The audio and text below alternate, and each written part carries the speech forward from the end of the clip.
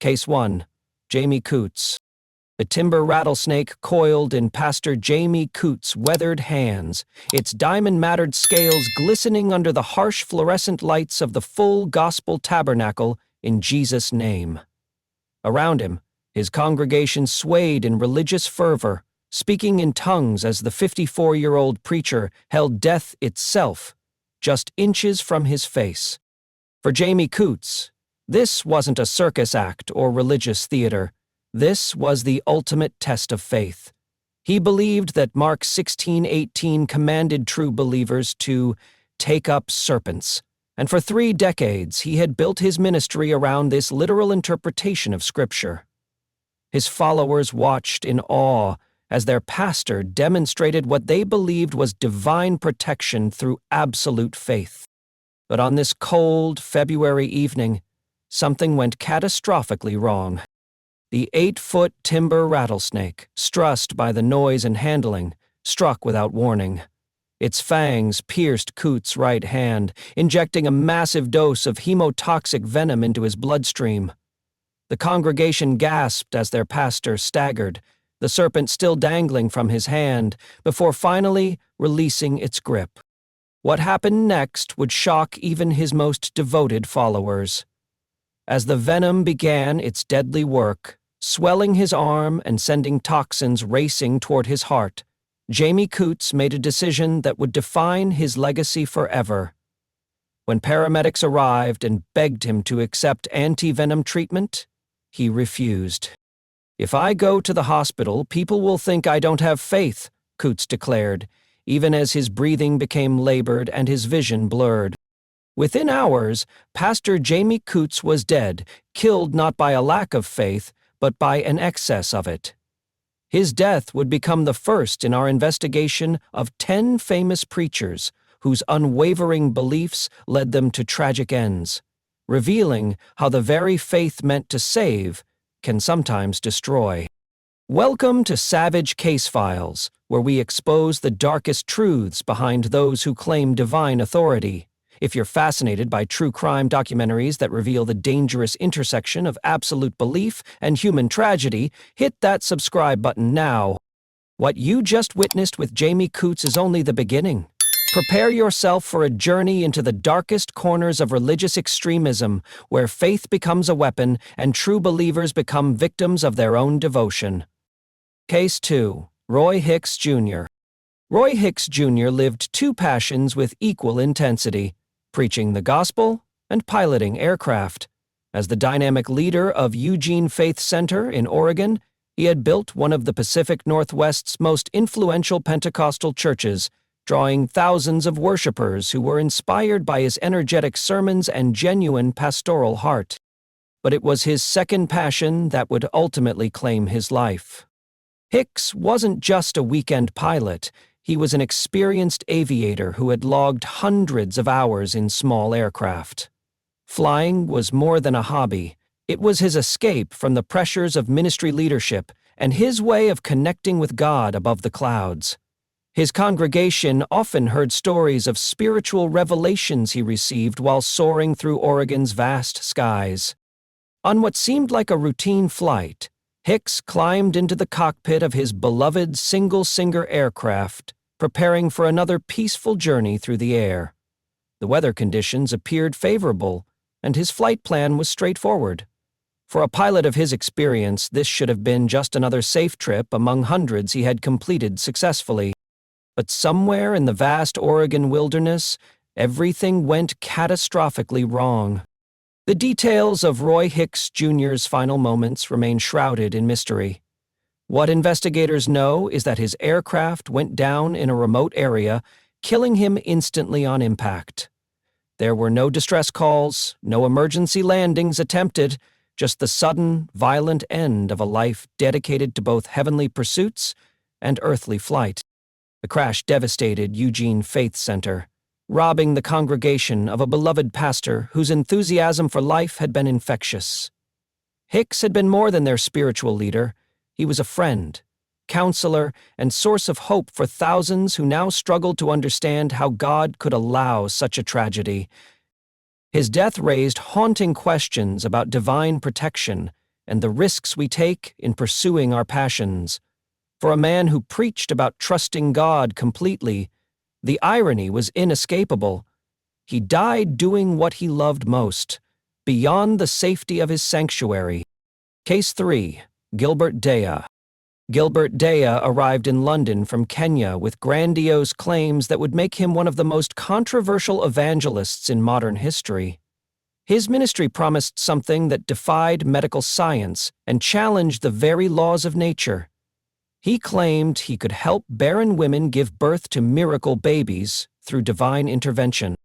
Deya's Gilbert Deya Ministries operated out of South London, attracting desperate couples from across Africa and Europe who had exhausted all medical options for fertility.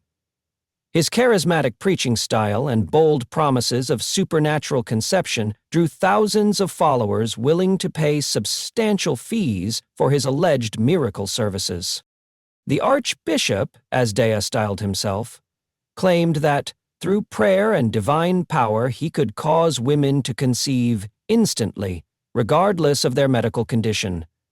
Even more shocking, he alleged that some women would give birth after pregnancies lasting only 3 months, defying all biological understanding of human reproduction.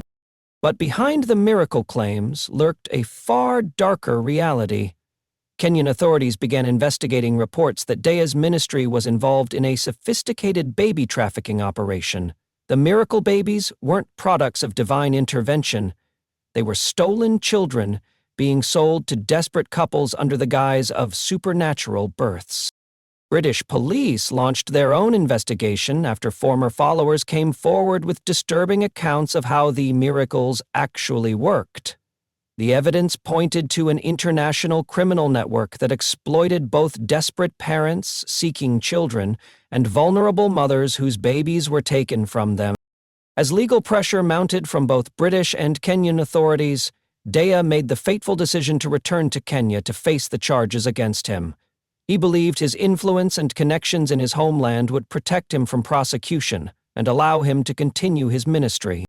But on a busy Kenyan highway, Gilbert Deya's controversial life came to a violent end in a multi-vehicle accident that left him dead at the scene. The man who had claimed power over life and birth was killed instantly, his body mangled beyond recognition in the twisted wreckage. His death ended one of the most audacious religious frauds in recent history, but left behind countless victims. Childless couples who had been deceived, mothers whose babies had been stolen, and children whose true identities may never be known. Case 4. David Aayuba, Azaman. In the dusty streets of Kaduna State, Nigeria, Reverend David Aayuba Azaman had become a beacon of hope for thousands of Christians navigating the complex religious tensions of northern Nigeria. His passionate evangelistic crusades drew massive crowds who came seeking healing, salvation, and spiritual breakthrough in a region where faith often determined survival. Azaman's ministry was built on genuine conviction and fearless proclamation of the gospel. Unlike the prosperity preachers who dominated Nigerian television, he focused on soul-winning and spiritual transformation, often conducting crusades in areas where Christian evangelism carried real physical danger. His reputation for powerful preaching and miraculous healing had spread throughout West Africa. When Azaman announced a major crusade, believers would travel hundreds of miles to attend, sleeping outdoors and fasting for days to participate in what they believed would be a life-changing encounter with divine power. The crusade that would be his last was everything Azaman could have hoped for. Thousands packed the outdoor venue, responding to altar calls and testifying to miraculous healings. For 3 nights, the atmosphere was electric with spiritual fervor, as the evangelist preached with the passion that had made him famous throughout Nigeria. As the final service concluded and the crowd dispersed, Azaman felt the deep satisfaction of a ministry calling fulfilled. Hundreds had given their lives to Christ. The sick claimed healing, and his team was already planning their next evangelistic campaign. The long journey back to his home base seemed like a victory lap after such a successful outreach. But the treacherous Nigerian highways that connect the country's northern regions have claimed countless lives over the decades. Poor road conditions, inadequate lighting, and overcrowded traffic create a deadly combination that turns routine travel into life-threatening risks. In the early morning hours, as Azaman's vehicle navigated the dark highway, disaster struck without warning. The fatal road accident happened so quickly that there was no time for evasive action. No opportunity for the man who had preached about divine protection to escape his earthly fate. The news of Reverend Azaman's death sent shockwaves through Nigeria's Christian community. Here was a man who had dedicated his life to spreading the gospel in hostile territory, only to be killed while returning from his most successful crusade. The irony was devastating. He had survived years of religious persecution and death threats, only to die in a random traffic accident. Case 5. Myles Munroe. Dr. Myles Munroe stood as a giant among Christian leaders, his influence extending far beyond the shores of his native Bahamas to touch millions of lives across 6 continents. As founder of Bahamas Faith Ministries International, he had built more than a church. He had created a global leadership empire that trained pastors, business executives, and government officials in principles of kingdom leadership. Munroe's message transcended traditional denominational boundaries. His best-selling books on leadership, purpose, and maximizing human potential sold millions of copies worldwide, making him one of the most sought-after speakers in both Christian and secular circles. Corporate executives sought his counsel, while government leaders invited him to address national assemblies. What set Munroe apart from typical televangelists was his intellectual rigor and practical approach to faith. He held advanced degrees and spoke with the authority of someone who had studied leadership principles across cultures and centuries. His teachings on discovering personal purpose and unlocking human potential resonated with audiences who were hungry for meaning beyond material success. The Bahamas had become his launching pad to the world. From Nassau, Munroe operated a sophisticated ministry infrastructure that included a university, publishing house, and international conference center. His annual leadership summits attracted thousands of delegates from across the globe, all eager to learn from the man many considered the premier Christian leadership expert of his generation. November 9, 2014, was supposed to mark another milestone in Munroe's extraordinary career.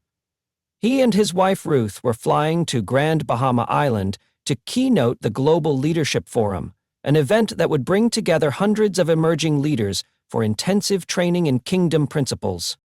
The flight should have been routine, a short hop across Bahamian waters that Munroe had made countless times before. As their aircraft approached Grand Bahama International Airport, everything appeared normal. Weather conditions were acceptable, and the experienced pilot was preparing for what should have been a standard landing. But in aviation, routine flights can become disasters in seconds. The aircraft crashed during its approach to the airport, killing all 9 people aboard instantly.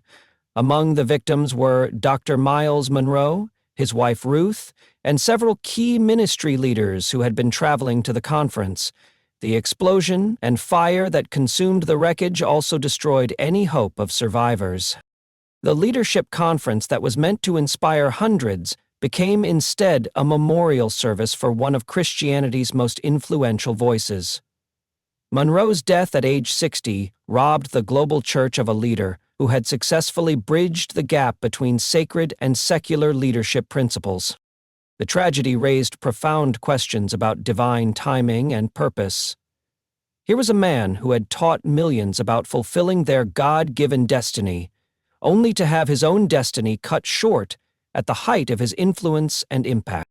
K6, T.B. Joshua. Temito Balagan Joshua commanded a religious empire that defied comprehension.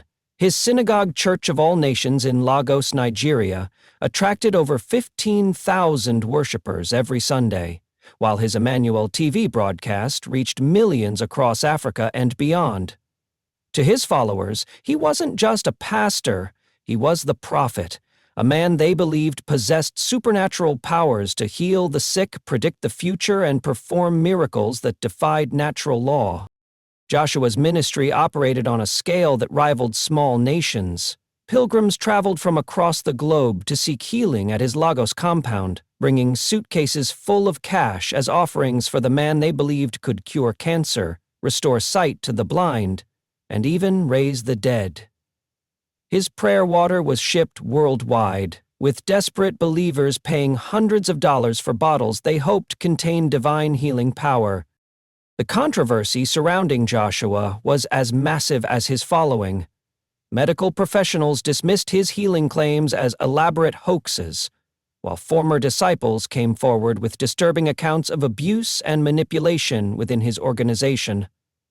Yet none of this diminished his influence among the millions who considered him God's most powerful servant on earth. Joshua's predictions had made international headlines. He claimed to have foreseen major world events, from natural disasters to political upheavals, always carefully worded to allow for multiple interpretations. His followers saw divine revelation in his pronouncements, while critics saw calculated manipulation designed to enhance his prophetic reputation. The synagogue church compound operated like a fortress, with Joshua controlling every aspect of his followers' lives. Disciples lived on the premises for years, surrendering their personal autonomy to serve the man they believed spoke directly for God. Former members described a totalitarian environment where questioning Joshua's authority was considered blasphemy punishable by exile. On June 5, 2021, Joshua conducted what would be his final service. As thousands gathered in the familiar sanctuary where they had witnessed countless alleged miracles, nothing seemed unusual about their prophet's demeanor or message. He preached with his typical intensity, prayed for the sick, and dismissed the congregation with his customary blessing. But later that evening, something extraordinary happened. The man who claimed to predict the future, who allegedly possessed supernatural knowledge of coming events, died, suddenly, without any warning or explanation. No prophecy had prepared his followers for this moment. No divine revelation had foretold the end of his earthly ministry. Joshua's death sent shockwaves through the global Pentecostal community. Here was a man who had built his entire ministry on claims of supernatural power and divine insight, yet he appeared to have been completely unaware of his own impending death. The irony was inescapable. The prophet who claimed to see tomorrow couldn't see his own final day. The circumstances surrounding his death remained shrouded in mystery, with his organization releasing minimal details about what had caused their leader's sudden passing. This secrecy only fueled more speculation and conspiracy theories among both followers and critics. Case 7. Hobart Freeman. Dr. Hobart Freeman possessed the academic credentials that should have made him a voice of reason within American Christianity. With a Ph.D. in Old Testament studies and years of seminary teaching experience, he understood Scripture with scholarly precision and theological depth that few could match. But Freeman's interpretation of biblical faith would lead him down a path of deadly extremism that claimed not only his own life, but the lives of dozens of his followers. Freeman founded Faith Assembly in Warsaw, Indiana, preaching a doctrine that seemed reasonable on its surface but contained a fatal flaw. He taught that true faith meant complete reliance on God for healing, with no need for medical intervention of any kind. To Freeman and his followers, visiting a doctor or taking medication represented a lack of faith that actually hindered divine healing. This wasn't merely a preference for prayer over medicine, it was an absolute prohibition. Freeman convinced his congregation that seeking medical treatment was tantamount to denying God's power and would result in spiritual condemnation. Parents were taught to refuse medical care for their children, trusting instead in prayer and laying on of hands for healing. The death toll began mounting almost immediately. Children died from easily treatable conditions like pneumonia and diabetes, while adults succumbed to infections that antibiotics could have cured in days. Freeman explained away each death as God's will, claiming that those who died simply hadn't possessed sufficient faith for healing. Local authorities became increasingly concerned as reports of preventable deaths reached epidemic proportions within Freeman's congregation. Medical professionals watched in horror as families chose prayer over proven treatments, resulting in unnecessary suffering and death that could have been avoided with basic medical intervention. But Freeman remained unmoved by the mounting evidence that his doctrine was killing people. He continued preaching against medical treatment, even as his own congregation buried child after child who had died from treatable illnesses. His absolute conviction in his interpretation of Scripture made him immune to reason or compassion. The tragic irony reached its climax when Freeman himself became seriously ill with bronchial pneumonia and heart complications. The man who had forbidden his followers from seeking medical treatment now faced his own medical crisis. Would he practice what he preached, or would his convictions waver when his own life hung in the balance? Freeman chose consistency over survival. Even as his condition deteriorated and his breathing became labored, he refused all medical intervention. No antibiotics to fight the infection, no hospitalization to monitor his failing heart, no oxygen to ease his struggle for breath. He would trust God completely, just as he had demanded his followers do. On December 8, 1984, Hobart Freeman died from conditions that modern medicine could have easily treated. His death represented the ultimate validation of his own deadly doctrine. He had literally died for his beliefs. But his legacy was measured not in faithful martyrdom, but in the dozens of unnecessary deaths his teachings had caused. Case 8. Taiwo Odukoya. Pastor Taiwo Odukoya had built Fountain of Life Church in Lagos into one of Nigeria's most respected ministries, known for practical biblical teaching and genuine pastoral care. Unlike the flashy prosperity preachers who dominated Nigerian television, Odukoya focused on building strong families and healthy communities through sound biblical principles. His marriage to Bimbo Odukoya had become a model for Christian couples across West Africa. Together, they conducted marriage seminars that drew thousands of couples seeking to build relationships based on biblical foundations. Bimbo's ministry to women complemented Taiwo's pastoral leadership, creating a powerful partnership that influenced an entire generation of Nigerian Christians. But in October 2005, Taiwo's world was shattered in the most devastating way possible.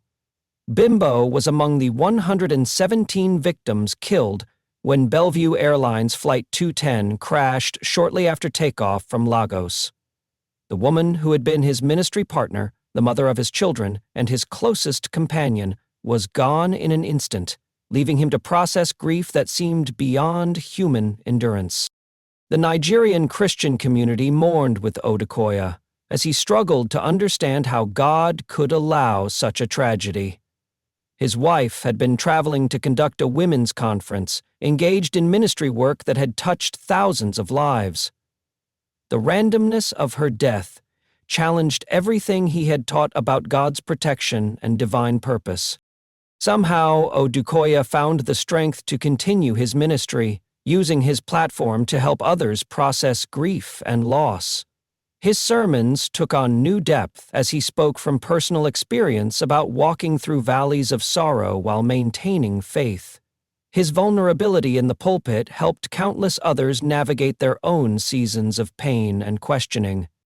Years later, Odukoya remarried and seemed to have found healing and hope. His new wife, Rosemary, brought joy back into his life and helped him rebuild what tragedy had destroyed. Together, they continued the ministry work that had defined his calling, serving the Lagos community with renewed purpose and compassion. But tragedy wasn't finished with Taiwo Odukoya. In recent years, multiple personal losses began accumulating like storm clouds gathering on the horizon. Family members passed away, Close friends died unexpectedly, and the weight of accumulated grief began taking its toll on a man who had already endured more than his share of sorrow. The stress of ongoing loss, combined with the pressures of leading a megachurch in one of Africa's most challenging cities, created a burden that few could bear. Odukoya's health began declining as his body struggled under the weight of emotional and spiritual exhaustion that comes from years of carrying others' burdens while processing his own unhealed wounds.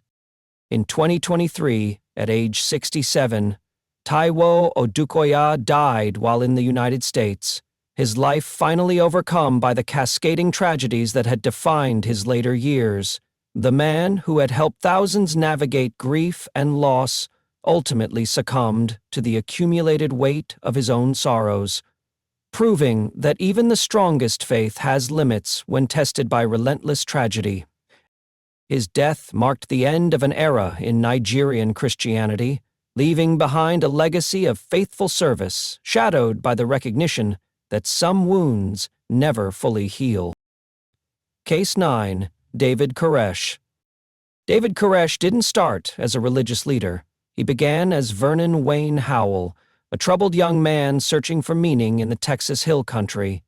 But through a combination of charisma, biblical knowledge, and psychological manipulation, he transformed himself into the self-proclaimed Messiah of the Branch Davidian religious sect, ultimately leading nearly 80 followers to their deaths in one of the most shocking confrontations in American history. Koresh took control of the Branch Davidians through a mixture of theological sophistication and ruthless ambition. He convinced followers that he was the final prophet mentioned in the book of Revelation, destined to open the 7 seals and usher in the apocalypse. His interpretations of biblical prophecy were complex enough to convince educated followers, yet absolute enough to demand total obedience. The Mount Carmel compound outside Waco, Texas, became Koresh's kingdom on earth. He controlled every aspect of his followers' lives, from their daily schedules to their sexual relationships. Male followers were forbidden from having intimate relationships with their wives, while Koresh claimed divine authority to take multiple spiritual wives, including girls as young as 12 years old. Koresh's paranoid worldview convinced followers that the end times were approaching and that government forces would eventually attack their compound.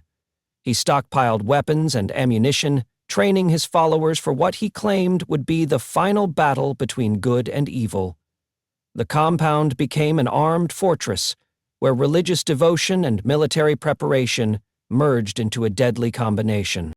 On February 28, 1993, federal agents from the Bureau of Alcohol, Tobacco, Firearms, and Explosives attempted to serve a search warrant at Mount Carmel based on reports of illegal weapons. The raid immediately turned into a gun battle that left 4 federal agents and 6 Branch Davidians dead, beginning a 51-day standoff that would captivate the world. For nearly 2 months, FBI negotiators tried to convince Koresh to surrender peacefully. The standoff became a media spectacle, with reporters camping outside the compound while the world watched this bizarre confrontation between religious extremism and federal law enforcement. Inside the compound, Koresh continued preaching to his followers about their divine destiny and the approaching apocalypse. On April 19, 1993, federal agents launched their final assault, using tear gas to force the Branch Davidians out of the compound. But, instead of surrender, Koresh ordered his followers to begin the final act of their apocalyptic drama. Multiple fires erupted simultaneously throughout the buildings, creating an inferno that consumed everything in its path. David Koresh died in the flames alongside 75 of his followers, a single gunshot wound to his head suggesting he may have taken his own life rather than face capture. The man who had claimed to be God's final messenger ended as a charred corpse in the ruins of his delusional kingdom, taking dozens of innocent victims with him into death. Case 10. Jim Jones. Jim Jones began his journey as an idealistic young preacher in 1950s Indiana, advocating for racial integration and social justice at a time when such positions required genuine courage. His people's temple attracted followers who were drawn to his message of equality and his apparent commitment to helping society's most vulnerable members. Jones seemed to embody the best of progressive Christianity, fighting against discrimination while building a multi-racial congregation that defied the social norms of the era. But beneath Jones's charismatic exterior lurked a megalomaniacal personality that would eventually consume not only his own life, but the lives of over 900 followers in what became the largest mass murder-suicide in modern history. His transformation from social justice advocate to mass murderer represents one of the most chilling examples of how religious authority can be corrupted by absolute power and paranoid delusion. Jones's early ministry in Indianapolis earned him genuine respect from civil rights leaders and government officials. He integrated his congregation decades before it was socially acceptable, provided food and shelter for the poor, and advocated for progressive social policies that improved countless lives. His followers saw him as a prophet of social change who was genuinely committed to creating God's kingdom on earth. But as Jones' influence grew, so did his hunger for control and his paranoid fear of persecution. He began claiming divine powers, staging fake healings to maintain his followers' devotion, while gradually isolating them from outside influences. The People's Temple evolved from a progressive church into a totalitarian cult, where Jones's word was absolute law, and questioning his authority was considered blasphemy. In the mid-1970s, Jones moved his congregation to a remote settlement in the jungles of Guyana, promising them a socialist paradise where they could live free from American racism and persecution. Jonestown, as the settlement became known, was presented as a utopian community where followers could build a perfect society based on equality and shared prosperity. The reality was far different. Jonestown operated as a prison camp, where followers worked from dawn to dusk under armed guard, subjected to brutal punishments for minor infractions. Jones controlled every aspect of daily life, from work assignments to sexual relationships, while feeding his followers a steady diet of propaganda about imminent attacks from outside enemies. As reports of abuse began reaching the outside world, Congressman Leo Ryan traveled to Jonestown in November 1978 to investigate conditions at the settlement. His visit triggered Jones' final paranoid breakdown, convincing the cult leader that his enemies were closing in and that the end had come. On November 18, 1978, as Ryan and his delegation attempted to leave with several defectors, Jones ordered the massacre that would define his legacy forever. Armed guards murdered Ryan and 4 others at the jungle airstrip, while back at the settlement, Jones gathered his followers for what he called revolutionary suicide. In the most horrific act of his reign of terror, Jones ordered parents to give cyanide-laced flavor aid to their children before drinking it themselves. Those who hesitated were forced at gunpoint to comply, while Jones ranted over loudspeakers about the nobility of dying together rather than living as slaves. The children died first, their small bodies convulsing as the poison destroyed their nervous systems. Parents followed, collapsing beside their murdered children in an apocalyptic scene that defied human comprehension. Jones himself died from a gunshot wound to the head, taking the coward's way out rather than drinking the poison he had forced on his followers.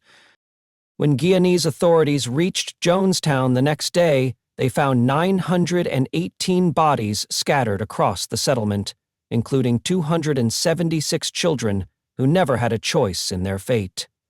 Jim Jones had achieved the ultimate expression of his megalomania: absolute control over life and death itself.